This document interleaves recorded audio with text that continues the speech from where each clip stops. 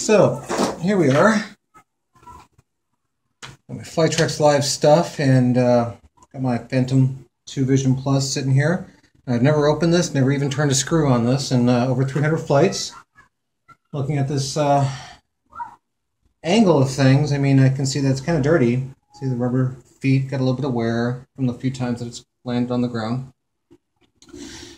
And otherwise things look okay. So I'm going to go ahead and begin. We've got my tools. This is a hex driver and a small Phillips. I'm going to go ahead and begin by removing the small Phillips screws. Afraid of stripping a screw head. I heard these are pretty soft. 4 Phillips screws. And moving around, we got to do the hex screws. So that's your trap. This is something I used to do with the AR drone all the time, is taking them apart. Taking the Phantom apart, different story.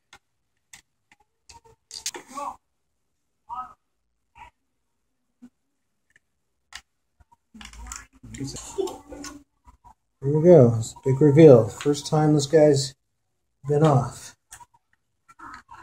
There's the GPS cable. I'm supposed to disconnect that. Well, it appears that the internet has failed me. I'm not finding any instructions anywhere for this, and no pictures, no video. This is the Vision 2 Plus. Now, the Vision doesn't have the Wi-Fi module right here. The Wi-Fi module is directly over top of the power distribution board, where the power wires go in to the circuit board underneath. That's where they expect you to tap in for the power for the Flytrex. Now, great. I see this plastic thing underneath the metal can with a screw. I take the screw off, and okay, fabulous. This thing can actually move, but it's actually got double-sided tape holding it in place.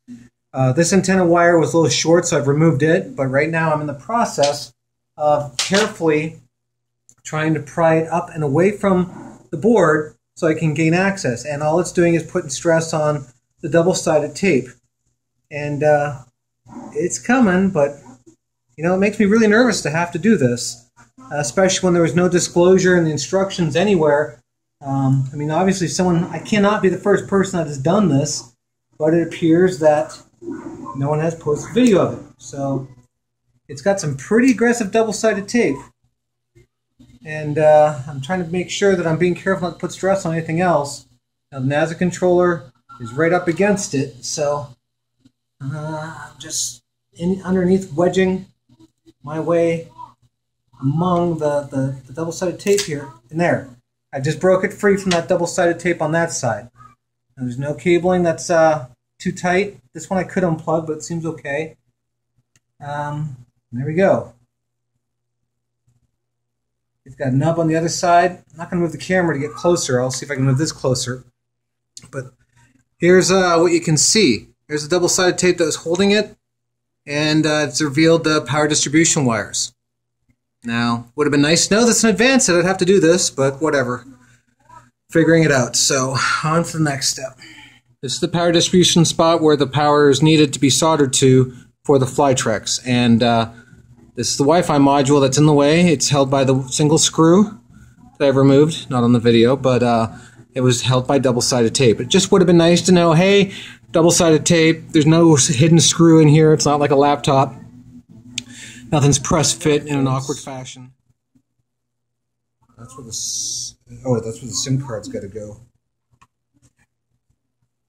I don't know what the best way to do this would be. Those are fished up. So there's that. So now I have the wires fished through. I don't know if they can see all that. That's how I fished mine through, right there. All through that one hole. Alright, so power.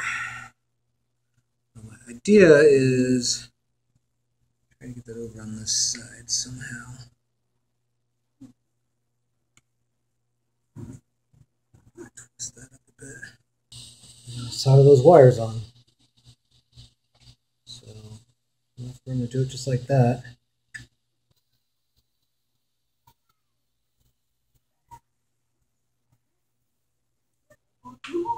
Cool off over there.